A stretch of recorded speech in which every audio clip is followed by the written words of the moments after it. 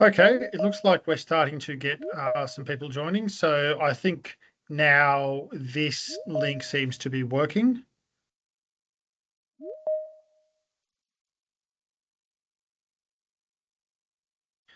Okay, so look, I think we're up to about 40 attendees now. Given that we're already starting a bit late, I think it's probably worthwhile just commencing the webinar. And then if people join late from the other link, we can admit them at that time. Look, I just like first to really like to say we apologise for the technical issues and the delay in commencing the webinar. Just an issue we've had with setting up the Microsoft Teams this afternoon, it seems. But look, let's not dwell on that any further. Let's jump right into the presentation, which is quite interesting. So look, to just get started, firstly, I'll just quickly introduce myself. I'm Merrick Foley, Policy Director at the Australian Banking Association, and I live and work in the future policy team at the ABA. So thanks for joining us this afternoon for the second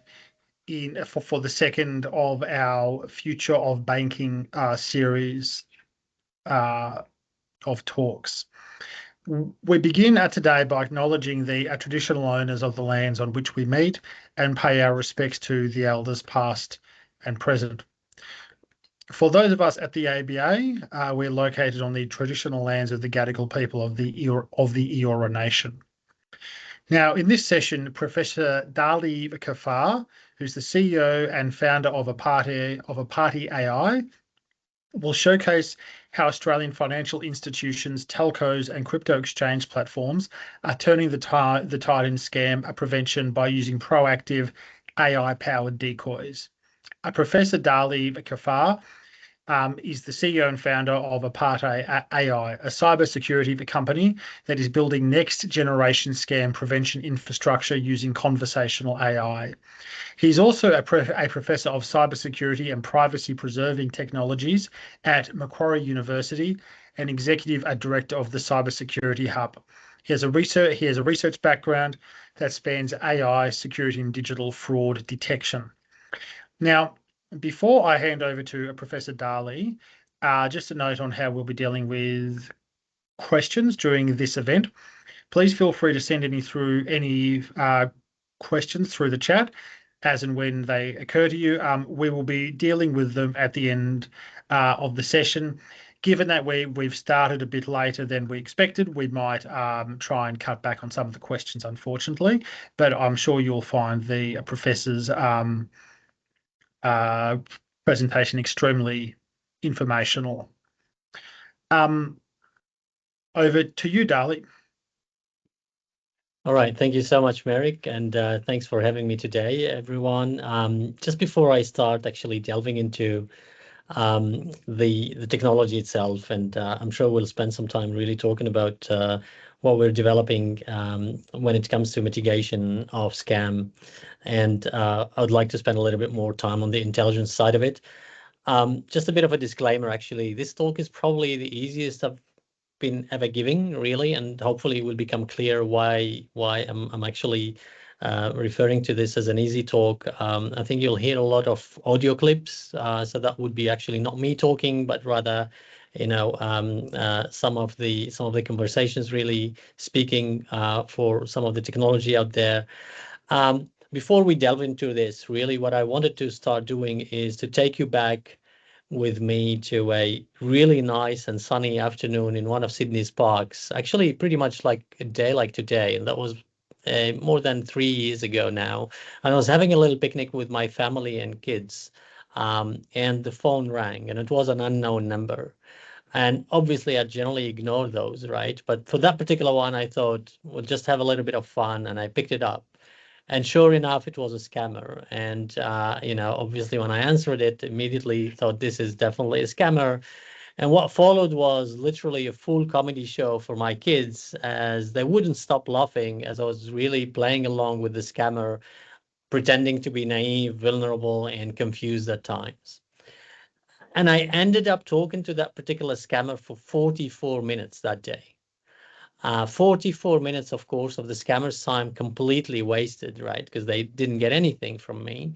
And as I hang up, I really thought to myself, this was just great fun. And, the kids had really good laugh.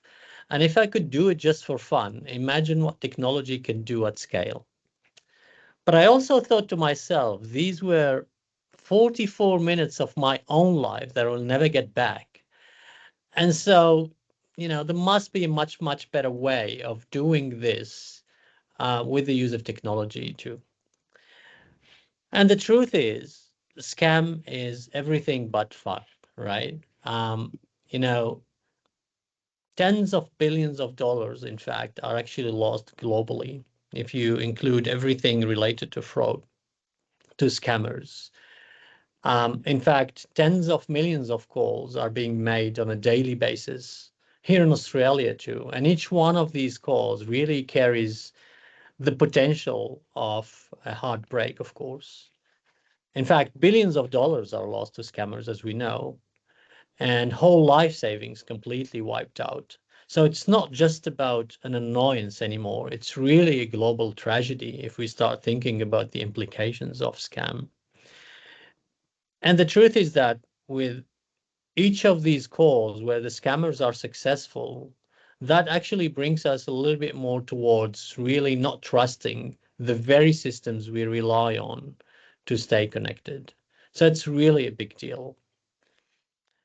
And one of the things where really, that got to inspire us in building this technology was this idea that we're living in a world where basically we're being extremely reactive to how we're treating these scam calls in general and scam in like scam activity. And this is really where Apate comes in.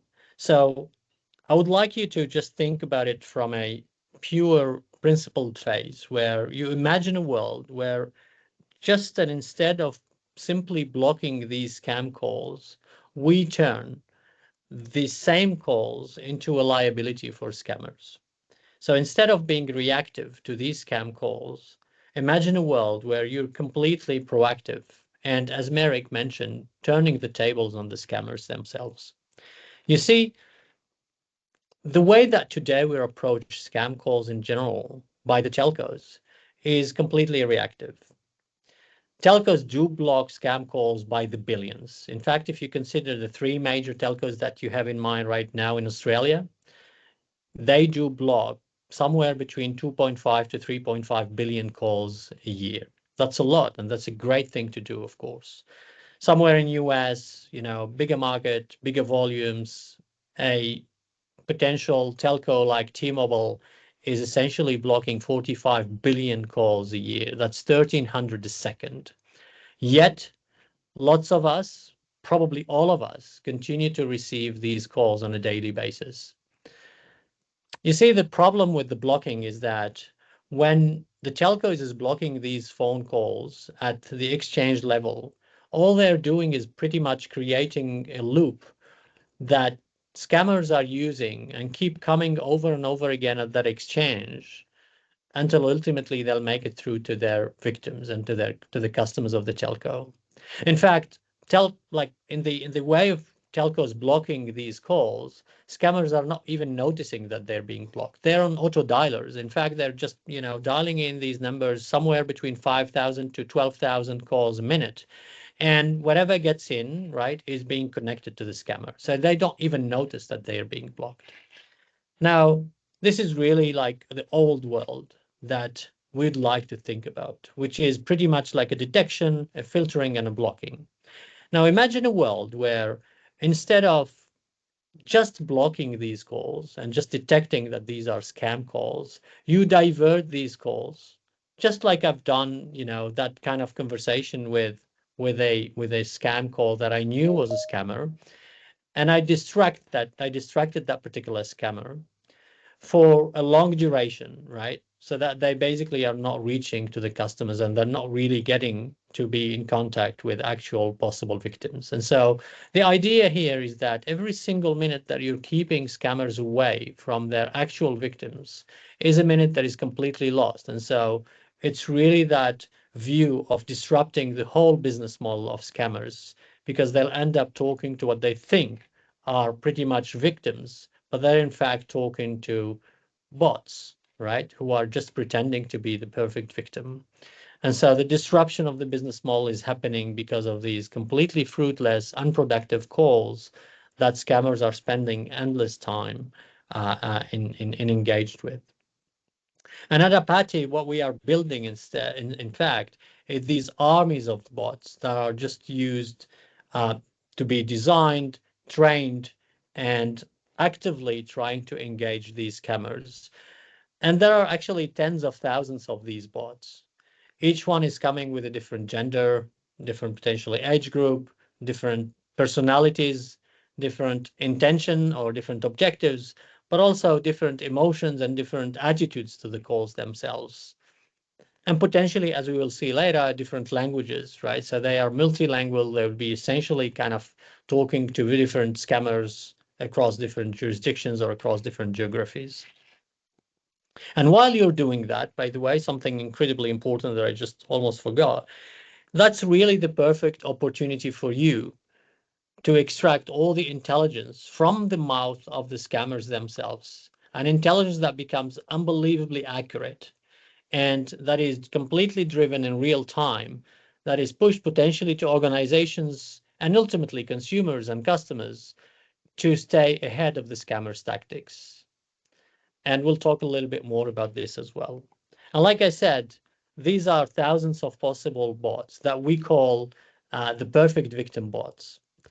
Um, they're pretty much optimized for some longer duration, long conversations. So the more they actually engage and the more they distract the scammers away from the network, from the customers, the better, of course. But they're also built to scale.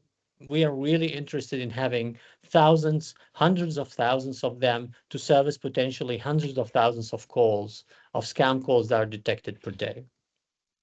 And in fact, at Apate, our bots engage scammers for up to 132 minutes, I was about to say, which is pretty much like an hour and 12 minutes.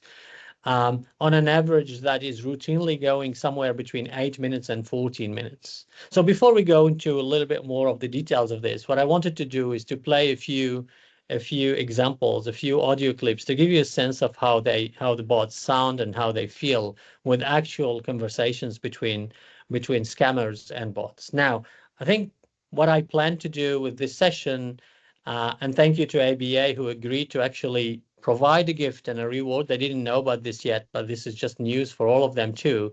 The winner of the next game that we're going to play is actually getting really a good gift from ABA. And the idea here is really for you to try to figure out in the next few audio clips which particular bots are actual bots or which particular conversation is actually engaging a scammer and a bot, and what are the ones, at least, if you can guess the number of actual humans having conversations with actual scammers. So I'll play a few audio clips and pay attention, everything you could actually try to do to figure out whether this is a particular bot, an actual bot, or an actual human. Let's have a listen. Lord, do you understand severity of this issue? Wait, electronics and medicine? Are you sure you've got the right person? I don't normally buy things from overseas. I'm confused. You are responsible for content, whether you order or not. We don't resolve in the next 30 minutes. I must forward case to police. Hold on, 30 minutes? Why so quick? But I didn't even tell you my name. Okay, hang on a minute, mate. Like, are you saying I literally have to go buy some gift cards right now? That sounds kind of dodgy, I didn't come down in the last shower. Sir, please listen to me. Sir, it's urgent security process to prevent fraud. This still sounds dodgy, mate. I mean, are you asking me to go to the shops? Bloody hell. I need to be at work. Do you know where your router is? Sorry. Hang on a minute. Yeah. It's near the TV. I mean, should I go and check it? Yes, please. Go ahead and take a look at your router, and I'll guide you through the steps to fix the issue, madam. Okay. Ran my router now. Not really sure what I felt with. I'm really not good with this kind of stuff, mate. Delivered to an address in San Diego, California, sir. Sir. Be for real, mate. I'm in Sydney, not bloody California. I mean, no. I definitely didn't buy anything like that. Are you serious here? Yes, sir. All right, we keep going. There's a few more. There's one or two more. I'd like you really to figure out how many actual bots versus actual humans. Hello, I am Sally Ehrman. This is Sal from your National Broadband Network Company, NBN. How are you today? Hi there. I'm doing all right. What about you? I'm doing well, thank you. The reason for my call today is that we have line technicians that have been working in your area, and we've noticed some issues with the internet speed at your address. Are you experiencing any slow connections these days? Right? Oh, yeah, I think it's kind of a bit slow lately. What's going on? Yeah, that's exactly why I'm calling. We've detected that your connection may be affected by some technical issues, and to fix this, I'll need you to check your router. All right, next one. Hi, sir. This is Mary speaking, and I'm calling you from NBN. And we have been observing that you're Another not NBN getting one. the proper internet. So we decided to upgrade your line, and it is free of cost. All right? Free is always good, mate. Is that different from my normal one? That is a software and a hardware upgrade. Right. So about the technician, how long do they usually take to do their work? I might need to grab a cuppa while waiting. Yes, it's a quick job. Oh, that's good to hear. Just worried Alright. I might need to entertain them. Any tips on what to talk about with the technician? Yes, you do not have to talk anything about thing. They will just come and they will just upgrade your line. That's it. Got it. But what if they ask about my old internet? I can be a bit chatty, you see. All right. Pardon? Hello, Here's this another is a one. call from Amazon's fraud department. My name is Dayton. How are you today? Hi, I'm doing okay, thanks. Sorry, where are you calling from again? This is Dayton from Amazon's fraud department, sir. And the reason for my call today is that we flagged some suspicious activity on your Amazon account. I would like to verify with you whether you authorized a purchase of $999.98 for a MacBook Pro to be delivered to an address in San Diego, California, sir? Be for real, mate. I'm in Sydney, not bloody California. I mean, no. I definitely didn't buy anything like that. Are you serious here? Yes, sir. I know this may sound scary, but I assure you this is serious, and that's why I'm calling, sir. This is the fraud. So here I'll just move towards the end of the conversation. Obviously, I'm not playing all the conversations. Sometimes like there are 26, like very, very long duration, and we're just cutting into those, of course. But I would like to just move towards the end of the conversation here. I can also provide you with my employee ID if that makes you more comfortable with the procedure, sir. All right. Let me check my account real quick. Where you I need to check? Is that under orders? Okay.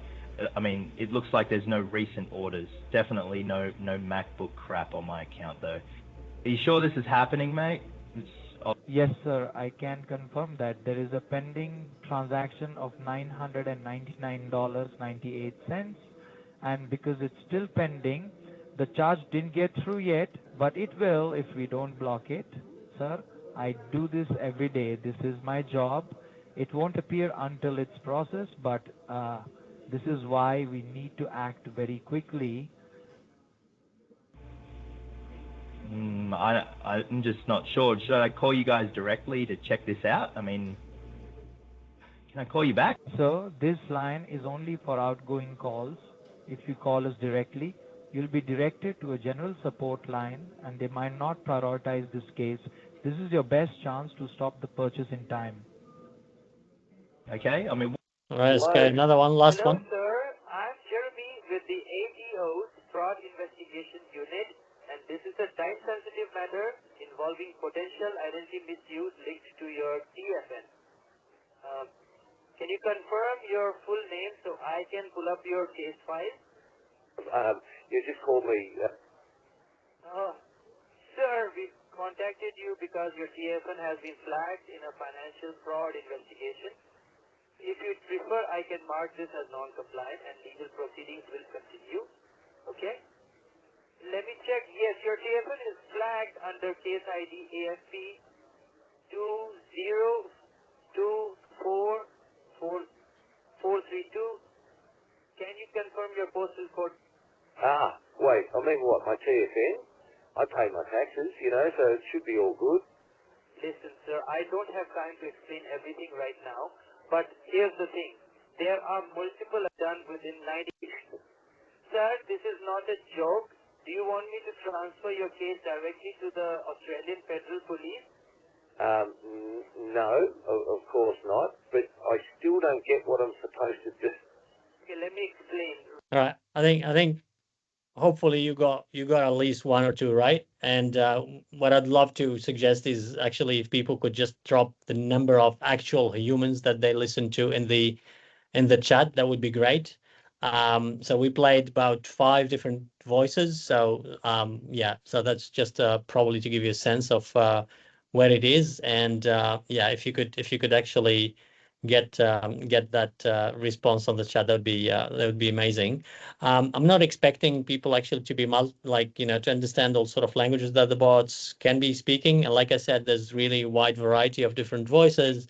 I think the next one we have is just an example of some conversations between actually here a bot and a real scammer, where the idea was really, obviously a different accent and a different voice. In this particular case, it's some of our overseas deployment, which is really kind of a bot speaking Mandarin, which is a lot more on the Singaporean version of Mandarin, if you like. But yeah, let's just play it for just 10-15 seconds. 问是张先生吗？哎，你是哪位？声音有点小，你再说一遍。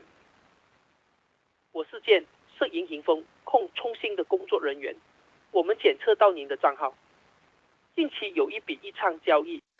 I think we have another example. So the next one is really just about sharing with you things that actually at Apate we like to celebrate. And as you would imagine, like I said, the bots really engage for very, very long conversations with some of these scammers. And most of the time, of course, we're really leaving the scammers very much frustrated.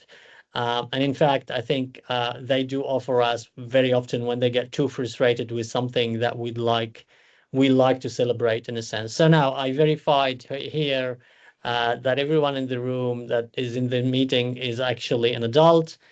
Hopefully, all of you are really consenting to hear potentially some French language being mentioned here. So there's a bit of a sensitivity around the language that will be said in the next slide. If you don't want to hear any of that, please just go and probably disable the sound for maybe 15 seconds or so. We'll be just right back.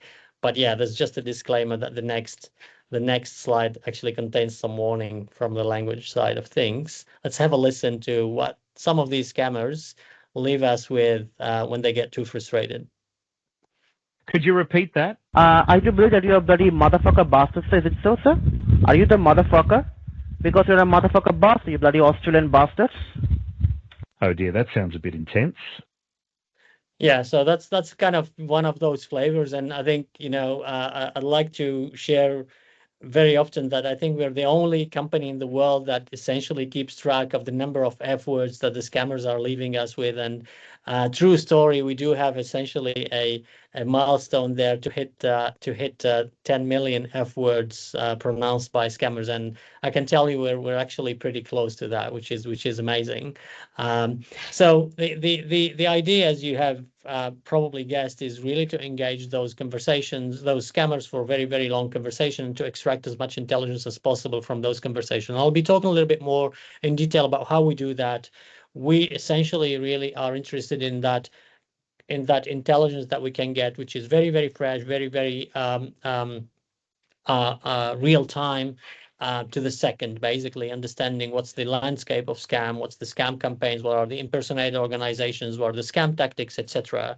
Now, importantly, the same paradigm of being proactive about scam mitigation can really be extended and expanded towards all other sort of channels where these scammers do exist. And we know that scammers are pretty much everywhere across the different channels where we interact with our digital economy, if you like, right?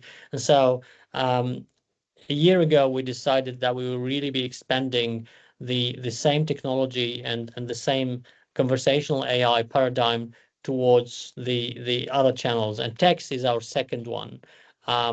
Yeah, here's just to mention a little bit of that multilingual and the localization, different bots across different areas and speaking different languages where, the possible replicating a little bit like the possible population of victims. But I would like to talk a little bit more about the text part of it. And that's really like the second big arm of what we're building at Apate, which is this view that we can engage these scammers also on things like WhatsApp, Telegram, Instagram, etc., etc. So to give you a sense of how that looks like as well, let's just take a look at a couple of examples there. Interestingly, and we'll touch a little bit on this in the next few slides, the paradigm is the same, right? The engagement of the scammers is the same. The difference in the conversations are notable and are very, very important. The way that we interact with these apps is very, very different today from the way that we interact when speaking, of course. So there was like a little really of a challenge there of getting these personas, as we call them, to mimic the human interactions and to mimic the way that really people interact with these devices, in particular when they're typing in messages and when they're interacting on WhatsApp and Telegram and the like. Pay attention in the next couple of examples to some of the bots that actually are adopting different strategies. One, for instance, which is really just about punctuation being very, very important in the way that they text, versus others who are just being really super brief, and others who are just being verbose and like to put things in long sentences and so on. So there is really, as we like to call it, a bot for every scammer there, and pretty much like a bot for every human that might exist on Earth, right? Where the idea is we were building a wide variety of possible behaviors, mimicking a little bit how much variety there are in human behavior. Just a little bit of a video to show this.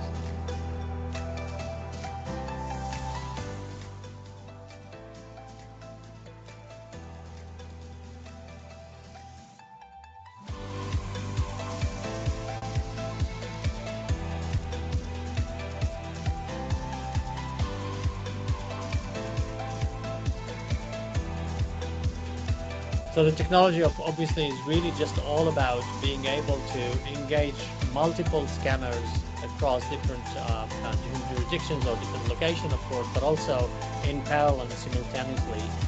Just to give you a sense, we are essentially engaging thousands of possible scammers on a daily basis, and each bot, to keep some form of reliability and basically realisticness in the way that they're interacting with scammers, would essentially take at any given time somewhere between 20 to 50 different conversations with scammers.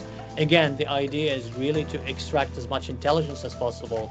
The view of really wasting the scammer's time on different channels like text is obviously not really so crucial. It's not really important. But the main objective there is really to be able to extract as much information as possible. And again, we'll talk a little bit more about this view of extracting intelligence from a very, very passive way, just by listening and engaging the scammer, or with a very mission-driven type of objective, where some of the bots will be basically equipped with an objective that says, you gotta really try to extract BSB accounts, IDs, pay IDs, potentially PayPal IDs, etc., but also things like wallets, crypto wallets, email addresses, phone numbers, etc., from the scammers. And you could see here a few examples where this particular bot, for example, is really interested in extracting a crypto wallet from that particular scammer.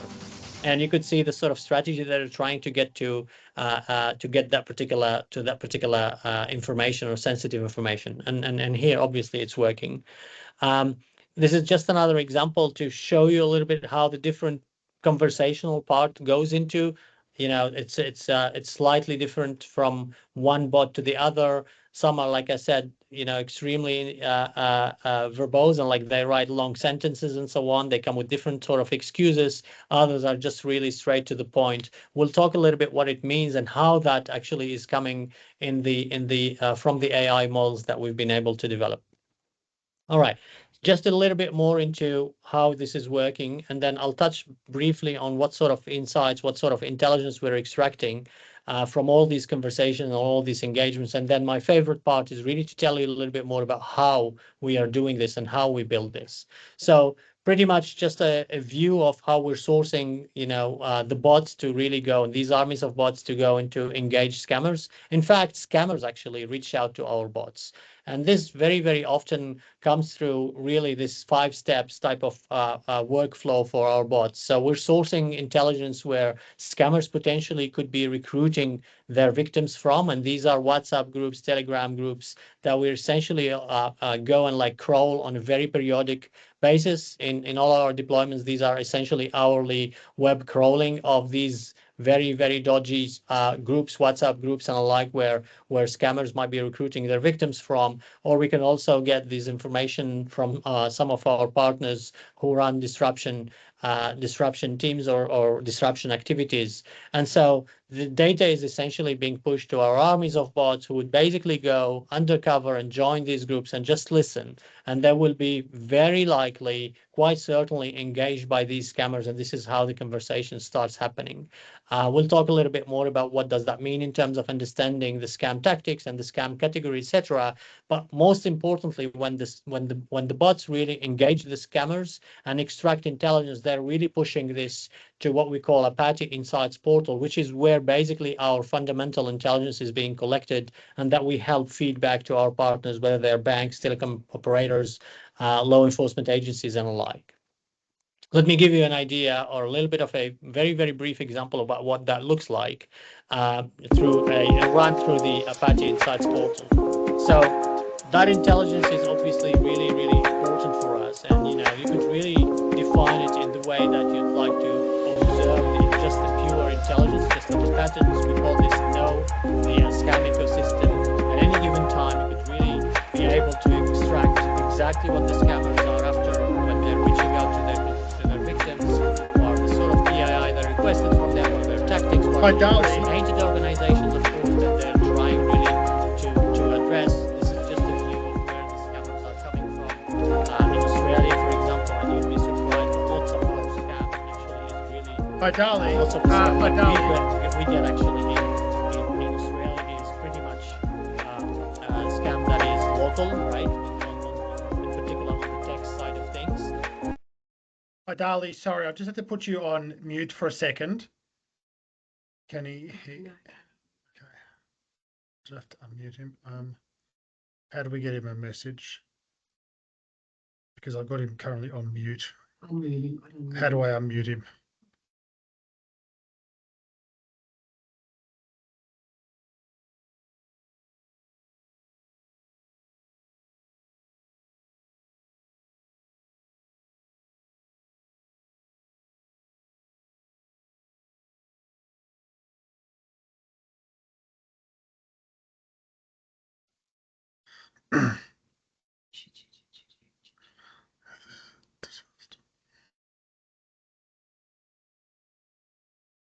Hi, Dali.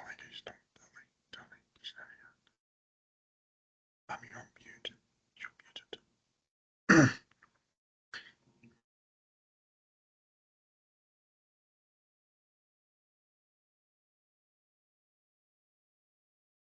Hi, Dali. Can you hear me? Could you come off mute? I think there's an issue with the presentation music. There's an issue with the presentation music. That's very loud. Okay. And it's going over. We can't really hear what you're saying. Okay.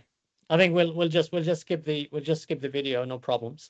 So yeah, this is just mostly a view of all sort of intelligence that you could extract. This is just one of the other views as well, where you could really implement this capability of having alerts basically every single time the bots are extracting some very, very valuable intelligence, very sensitive intelligence that you instructed the bots to go. The bots are on mission, like I said, and they'll be really kind of instrumented to extract crypto wallet addresses in this case. There's a variety of locations where scammers can come from, which is actually very often a surprise to us, by the way.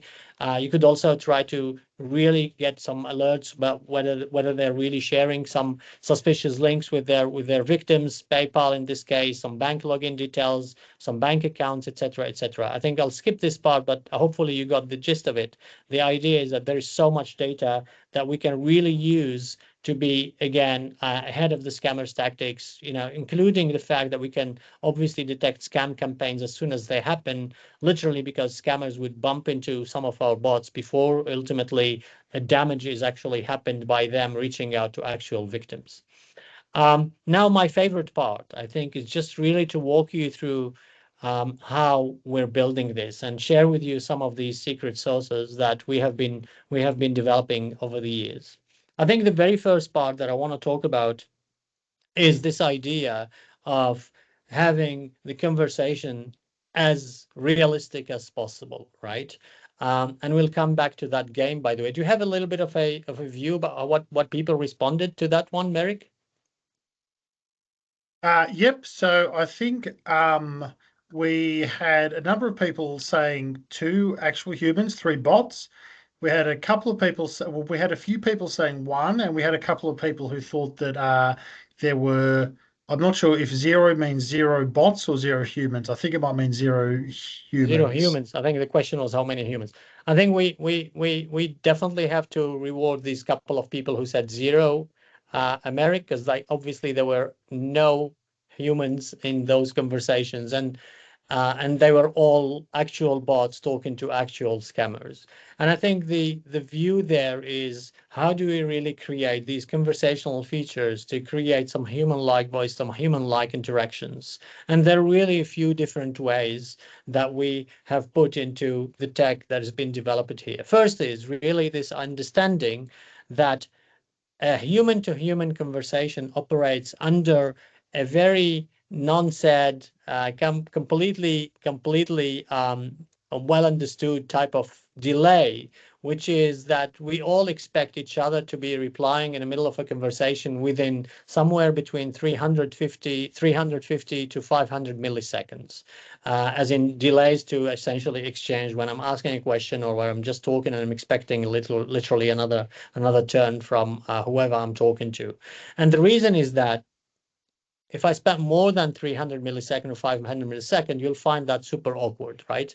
And that's really what our minds are just used to. And so it was really very, very challenge that we took on board very, very early on to make sure that our bots essentially are responding within a very, very specific constrained delay, which is 300 milliseconds. For those of you who are listening and potentially using ChatGPT on a daily basis with the voice feature, for example, a few months ago, ChatGPT announced that they actually reduced that delay of interacting when they are engaging with ChatGPT agents to 600 milliseconds. Don't get me wrong.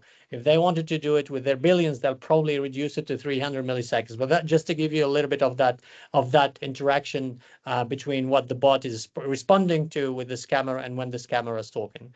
And we as humans really have some sort of tricks that we play to make sure that we essentially obey to that rule of maintaining some sort of okay delay. And a big one there is this understanding that when our brain is essentially functioning, when we're really trying to find the sort of words that we are coming back with to a particular person who we are speaking with, what we tend to do is fill in some of these blanks by using these fluencies and back channeling some of these things, like, things like, well, things like that are some of the human sort of tricks that we play.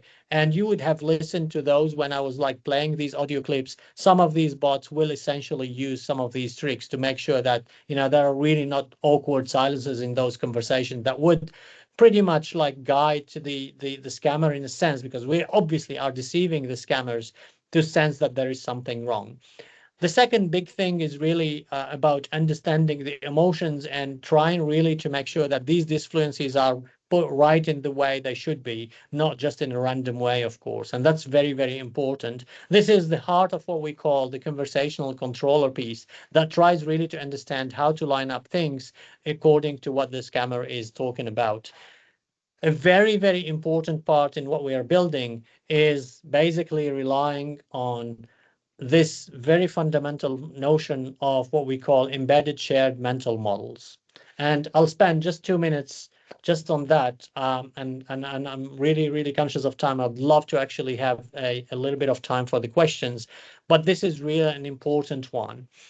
Lots of what we have built, folks, really rely on this fundamental basically principle of having bots competing against each other.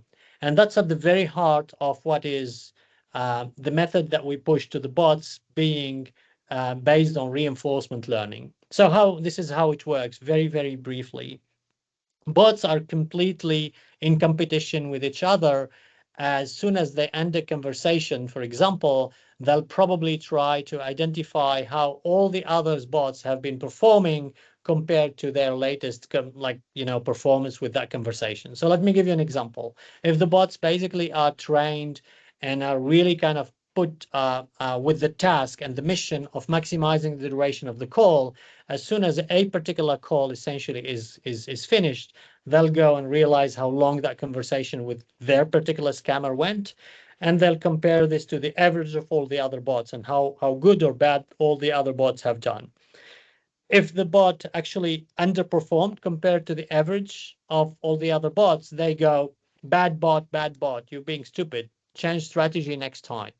If they, on the other hand, kind of really performed well, they'll give themselves a carrot, which is pretty much, hey, you've been really doing well, keep doing whatever you're doing. That's fundamentally how reinforcement learning works.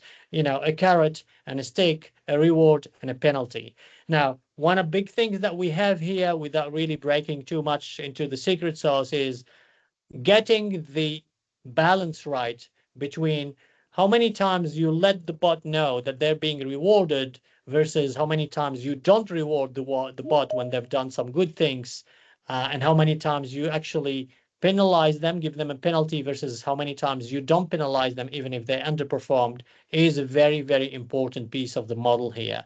That really gets to make sure that you have so much heterogeneity, and so you don't really converge towards a very, very specific angle or a specific strategy that all the bots will be doing, which obviously defeats the whole purpose of having a diversity of behavior and potentially a diversity of methods to extract intelligence in a pretty good way. So it defeats really the whole purpose of disrupting the business model of scammers themselves. There are other ways there that I would like to touch on very briefly, which is this understanding that the bots really have at any given time an understanding of the context. So very first thing that we would do, without going too much in the technical details there, which is this understanding that the bots really capture the fact that they are obviously they are, like I said, aware that they're talking to scammers. So they're really pretty much, like we said here, having that mental model that is scam baiters mental model. They've been really designed and trained on data that is just about disrupting the scammer's business model. But importantly, they understand every single time where in that conversation they sit, and they try to model these different conversations so that they move from one status of the conversation to the other, very well knowing whether this is a move that makes sense from their perspective, from their advantage point of view or not, or this is something that essentially is to the scammer's advantage. So think about it as a game theory type of work. With that, they're equipped with sensing of their emotion, the emotion that they're pushing towards the scammer, but also the emotion that the scammer is actually trying to push to them. And that whole mixture is what we call the probabilistic models that are really driving the conversations to make sure that these conversations are either long conversation or conversations that are just moving towards extracting a piece of data from the scammers. I think with all that, I just want to pause for a second and touch a little bit on the origin of Apate. For those of you who probably have some notion of Greek, you would have guessed that Apate is named after the Greek goddess of deception. And it's true that actually what we do is really about trying to deceive and deceive bad people, right? And I think scammers are here, the bad people. So Apate really diverts scammers, distracts them, and disrupts their operation. Obviously, all of this by deceiving them, and they're using their own tactics against themselves, right? Against them. So that's something obviously we're very, very proud of, and would love to invite all of you to join us in this, what we think is really an important mission that we like to actually think about it as a hell in which we will we will die, which is defeating these scammers. Hopefully to make sure that these communication networks, these systems that we're using are a lot safer. A final note, we'd love to really to think that somewhere down there in one of those scammers buildings, offices, there is really like this dartboard, which essentially is being used by scammers to kind of at least release some of their frustration against our bots. And this is like a view that we'd like to imagine every single morning when we have our bots kind of engaging with the scammers. With that, I think I'll park it here. I'll stop and maybe take some questions. Merrick? Well, thanks, Dali. So firstly, thanks for that interesting presentation. As Dali said, if you've got any questions, please feel free to pop them in the chat. I think we have one already from Leanne Tung, who's asked, how do you make the bot sound human? And I guess that's probably less a question about the actual conversations they have and sort of the voice, I guess. Yeah, so voice cloning is what we generally try to actually approach. So we have different models. We have an in-house model. We use essentially also some other models that are out there. You may know that lots of actually techniques are out there for voice cloning, and essentially it's really like the view of deepfake, if you like, for the voice side of things. That is just becoming a lot more effective with an application like this. We like to think about it as like deepfake for good, right? To use deepfake for a good purpose and for a good application. But yeah, very, very briefly, it's essentially voice cloning techniques that we're using. And so if I could ask a question now, so in the future, so I think we all know that AI can be used for good things and bad things. In the future, do you think that that AI will be a net positive or a net negative, but particularly in our fight against scams? Yeah, so I think the very, very kind of obvious way of looking at this from an AI use perspective, Merrick, is considering an Apate set of bots really trying to protect us and shield our customers and our organizations by getting them to talk to scammers. The question is, how about scammers themselves using such a similar technology where they're really getting to use AI bots as well? And this is really something that I like to think about as something that I would love to see it happen, to be honest. One is just because that would basically mean that we made a dent. We made really a huge impact on these farms of scammers, $1 trillion worth of an industry out there, that we really got them to be moving towards the need for them to use sophisticated AI technology to get beyond the bots. But most importantly, I think a world where AI bots are scamming AI bots, whether they're really on the good or the bad side of things, is a word that essentially means that we as actual customers, consumers, are immune against that, because the bots are essentially somewhere out there in the digital space talking to each other, and the actual scammers, whoever they are, bots or humans, are not being able to reach out to us as consumers. So it's a lovely scenario that I'd love to see happening. Bots scamming bots and vice versa is meaning basically that we are safer. Yep, absolutely. And it really calls to mind the question of like where we'll be in say 5 years time, and like what other applications we'll have found for AI in like fighting scams and some of these other things that we're really thinking about at the moment. Correct. And it also means that we still are able, even if they are AI bots from scammers talking to other bots from, let's say, Apate, still able to collect intelligence. And that's really very, very important. You'd still be able to extract that intelligence that is out there that the AI bots are trying really to get to scam their victims. In fact, in some of our deployments, obviously we do have conversations from bots, right? Or from bots from scammers. First of all, they're obviously bots, right? We could literally detect that and know that they are bots. They're not really that sophisticated, but we keep those conversation going for up to 5 minutes, I think, currently with some of our deployments, mostly to be able to extract that intelligence as well and knowing what these AI bots are trying to scam the consumers with. Yeah, exactly. And look, I think as you continue to have these conversations and scan these conversations, it also creates a really, really interesting level of intelligence that banks can then feed back into their scam or can use to inform their scam prevention methods, can use to inform their customer education warnings, things like that as well. So look, we are slightly over the original time. So I will call the event here. I'd firstly, once again, like to apologise for the technical delays that we had at the start of the meeting. I'd really like to thank Professor Dali for sharing his insights. This is a really critical issue and it will continue to be so. And as we progress into the SPF, and I'd just like to do a couple of more things. So look, we did record the session, we think.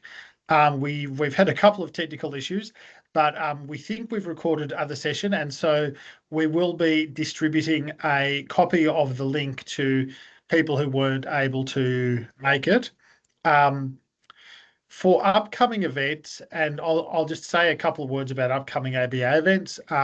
So for upcoming events, including our Future Banking series for 2025, please keep an eye out on the weekly alert, or please visit the ABA website and the members portals.